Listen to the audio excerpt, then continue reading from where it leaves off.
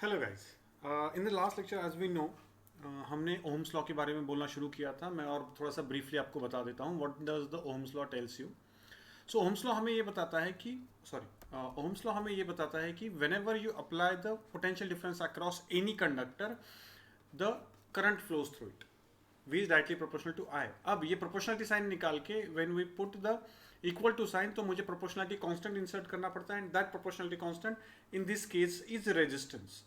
तो याद रखना रेजिस्टेंस इज कांस्टेंट वैल्यू, यानी R is equal to V divided by I जब मैं कहता हूं तो बिल्कुल मिसकंसेप्शन नहीं करना है कि अगर सर V चेंज करूंगा तो R चेंज होगा। नहीं, अगर V चेंज करूंगा तो I भी चेंज होगा to keep this ratio constant because R is constant. So what is R? R is resistance, समझो ठीक से, R is resistance of a particular conductor। कौन से कंडक्टर का? R is resistance of a conductor with length L and area of cross section A and of some material whose resistivity is rho। So what exactly mean resistance? Resistance R is equal to rho L by A होता है, rho L by A होता है। So L is length of the conductor, A is area of cross section of the conductor, rho is resistivity of the conductor। resistivity depend करती है material, जो material आप use कर रहे हो उस पर डिपेंड करती है, और दूसरा टेम्परेचर पे डिपेंडेंट होती है। सो दो चीजों पे रेजिस्टिविटी डिपेंडेंट होती है। यहां तक हमने देखा था। Now will go further. अब रेजिस्टेंस, हर एक एलिमेंट को अपना खुद का रेजिस्टेंस होता है। What is mean by resistance? मैंने लास्ट लेक्चर में भी आपको बोला था what is mean by resistance. Resistance is obstruction to the flow of charges. Obstruction to the flow of charges. Charges, जब हम पोटेंशियल डिफरेंस अप्लाई करते हैं तो चार्जेस फ्लो होना शुरू हो जाते हैं। जैसे ही चार्जेस फ्लो होना शुरू हो जाते हैं तो एग्जैक्टली सेम डायरेक्शन में फ्लो होना शुरू हो जाते हैं, लेकिन वहां पे जो भी चार्जेस पॉइंट्स हैं वो वाइब्रेट हो रहे होते हैं, ठीक है ना, एटम्स हैं वो वाइब्रेट हो रहे होते हैं। तो जाते वक्त ये जो एटम्स होते हैं, इन एटम से ये बहने वाले इलेक्ट्रॉन्स कोलाइड होते हैं एंड ये ऑब्स्ट्रक्शन जो होता है उस ऑब्स्ट्रक्शन की वजह से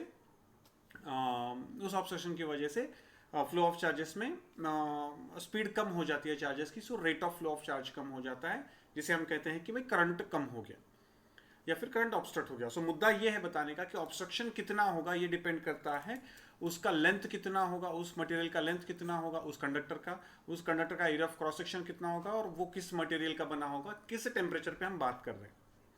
सो ये है रेजिस्टेंस। सो अब जो होता है रेजिस्टेंस का सिंबल जो होता है वो ऐसे दिखाया जाता है, ठीक है ना। This is the symbol of resistance. किसी भी सर्किट में रेजिस्टेंस ऐसे दिखाया जाता है, this is the symbol of resistance, ठीक है। इसमें से करंट फ्लो होता है ऐसे और यहां से लेके यहां तक। एब्सोल्युटली याद रखना, एकदम सही लोग, सभी लोग याद रखना, वो rate of flow of charges को कम करता है। इसका मतलब वो चार्जेस खाता नहीं है, जितने चार्जेस अंदर जाएंगे उतने के उतने चार्जेस बाहर आएंगे, लेकिन बस उनका फ्लो कम हो जाएगा, रेट ऑफ फ्लो कम हो जाएगा। सो रेजिस्टेंस रेट ऑफ फ्लो को कम करता है, उसको रिप्रेजेंट किया जाता है आर से या फिर उसकी वैल्यू से। मैंने जैसे बताया उसका यूनिट क्या होता है, ओहम होता है या फिर OHM, आप ऐसे लिख सकते हो, ठीक है। यहां तक हम लास्ट लेक्चर में आए थे। अब हम थोड़ा सा आगे जाते हैं, basically combination of the resistances के बारे में बात करते हैं। Combination of resistances, combination of the resistances means अगर मल्टीपल रेजिस्टेंसेस अगर मैं लगाता हूं तो बेसिकली कितना ऑब्स्ट्रक्शन होता है, यानी total obstruction, net obstruction is nothing but net resistance of that particular circuit in that particular circuit. For example अगर सपोज मैंने यहां पे एक सर्किट बना दिया जिसमें से मैंने कहा कि 10 वोल्ट का पावर सप्लाई लगाया हुआ है मैंने यहाँ पे, एंड इसमें से जो करंट है वो 2 एम्पियर का करंट फ्लो हो रहा है, तो इसका मतलब याद रखना the net resistance of the circuit is going to be 10 divided by 2 which is nothing but 5 ohms. ये कहां से आया? V divided by I।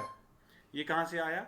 V divided by I से आया, ठीक है। So this is how it goes, ठीक है ना। सो R is equal to 10 divided by 2 V divided by, यहां से आया हुआ है ये 5 ओम का रेजिस्टेंस रहेगा। अब याद रखना अगर मैं यही सर्किट में 10 वोल्ट्स की जगह पे 20 वोल्ट्स लगाऊंगा तो करंट कितना फ्लो होगा? करंट फ्लो होगा 4 amperes to keep the resistance constant, क्योंकि ये वाला जो रेजिस्टेंस है ना वो वाला रेजिस्टेंस कांस्टेंट रहेगा। अब रेजिस्टेंस किसका किसका हो सकता है याद रखना, रेजिस्टेंस खुद का हो सकता है, ठीक है ना, यानी कोई भी एलिमेंट लगा दो, आप बल्ब लगा दो, आप पंखा लगा दो, हर एक एलिमेंट का खुद का रेजिस्टेंस होता है। कुछ रेजिस्टेंसेज जो होते हैं वो तैयार किए जाते हैं, कंपोनेंट होता है। रेजिस्टेंस जो होता है एक कंपोनेंट भी होता है। हर एक एलिमेंट जो होता है, हर एक डिवाइस जो होता है, उसका खुद का तो रेजिस्टेंस होता ही होता है, लेकिन कभी कभी हमें सर्किट में करंट कंट्रोल करने के लिए कुछ रेजिस्टेंस लगता है, वो डेलिबरेटली तैयार किया जाता है, वो कंपोनेंट होता है। वो जो कंपोनेंट रेजिस्टेंस होता है उसका भी रेजिस्टेंस कांस्टेंट होता है, उसका भी रेजिस्टेंस कांस्टेंट होता है। तो अगर, ठीक है, अगर क्वेश्चन ये आता है कि अगर मैं एक ही सर्किट में मल्टीपल रेजिस्टेंसेस लगा दूं, ये एक रेजिस्टेंस लगाया मैंने और एक दूसरा रेजिस्टेंस लगाया, इसका रेजिस्टेंस R1 है, इसका रेजिस्टेंस R2 है, तो अगर मैं यहां पे एक पावर सप्लाई लगाता हूं तो मुझे ये रेजिस्टेंस पता है, ये रेजिस्टेंस पता है, तो इन दोनों की वजह से टोटल ऑब्स्ट्रक्शन कितना होगा ये मुझे फाइंड आउट करना है। ये कॉम्बिनेशन ऐसे भी हो सकता है, ऐसे भी हो सकता है, ठीक है। अगर मैं ऐसे लगाऊंगा तो सर्किट में कितना करंट फ्लो होगा। ये जो कॉम्बिनेशन होते हैं, ये दो टाइप के कॉम्बिनेशन हम कंसिडर करके चलते हैं जो रेजिस्टेंस के हो सकते हैं। पहला कॉम्बिनेशन जो होता है उसे कहा जाता है सीरीज कॉम्बिनेशन, सीरीज कॉम्बिनेशन। दूसरा जो कॉम्बिनेशन होता है, दूसरा कॉम्बिनेशन को कहा जाता है parallel combination, PARALLEL, parallel combination. तीसरा जो कॉम्बिनेशन होता है that is no combination. Necessary नहीं कि हर टाइम सारे रेजिस्टेंस आइदर सीरीज और पैरेलल कॉम्बिनेशन में हो, they may be in neither combination, ठीक है ना, नाइदर कॉम्बिनेशन। वो कभी कभी नाइदर कॉम्बिनेशन में भी हो सकते हैं, ठीक है ना, लेकिन आपको होगा नहीं है। नेदर कॉम्बिनेशन में होते हैं तब इक्विवेलेंट कैसे रेजिस्टेंस निकाला जाता है, that is a different method for that. लेकिन आपके लिए आपके सिलेबस में सीरीज एंड पैरेलल कॉम्बिनेशन ये दोनों ही कॉम्बिनेशन है जो आपको पढ़ने हैं। सो ठीक है, सो सीरीज एंड पैरेलल कॉम्बिनेशन के हिसाब से शुरू करते हैं। तो सबसे पहले सीरीज कॉम्बिनेशन, सीरीज कॉम्बिनेशन,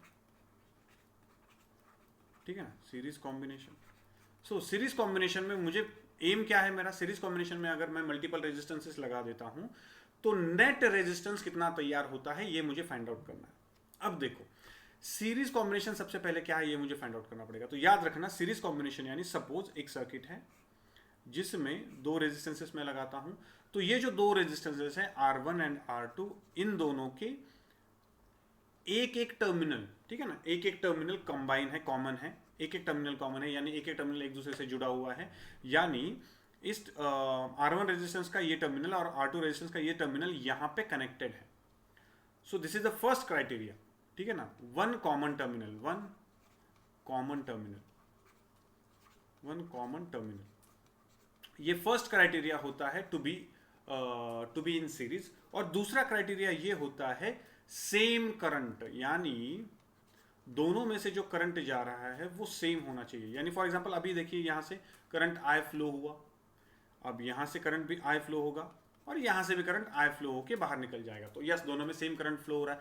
लेकिन अगर सपोज मैं यहां से अगर एक अलग ब्रांच निकाल दूं यहां पे, तो ये जो I1 करंट है, यहां पे देख सकते हो आप लोग, ये जो I1 करंट है तो वो यहां पे आने के बाद डिवाइड हो जाएगा, थोड़ा सा इधर जाएगा, थोड़ा सा इधर जाएगा। So now I can not say R1 and R2 both are in series, I can not say both are in series, मैं उसको सीरीज नहीं बोल सकता। सो सीरीज कॉम्बिनेशन के लिए दो इंपॉर्टेंट पार्ट होते हैं, एक होता है कॉमन टर्मिनल होना चाहिए, दोनों में से सेम करंट फ्लो होना चाहिए, दोनों में से सेम करंट फ्लो होना चाहिए, ठीक है। So these are the combinations. अब दूसरा एक पार्ट आता है, करंट जब फ्लो होता है किसी भी रेजिस्टेंस में से, यहां से करंट जब फ्लो होता है तो मैंने जैसे लास्ट लेक्चर में आपको बोला था कि वहां पे पोटेंशियल ड्रॉप होता है।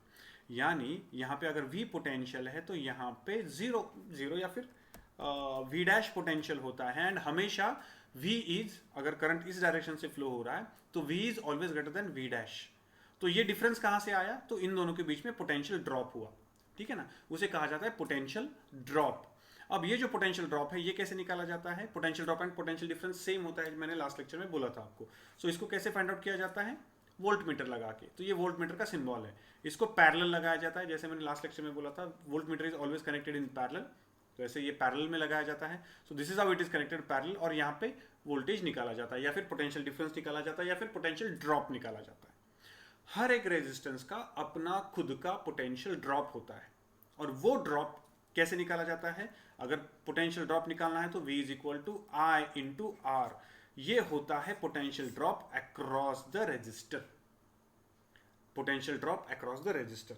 चल, तो अब होता ये है कि अगर दो रेजिस्टेंसेस में कनेक्ट कर दूं सीरीज में, ये R1 R2, क्या ये दो सीरीज में है? यस। एक टर्मिनल कॉमन है, दोनों में से सेम करंट फ्लो हो रहा है।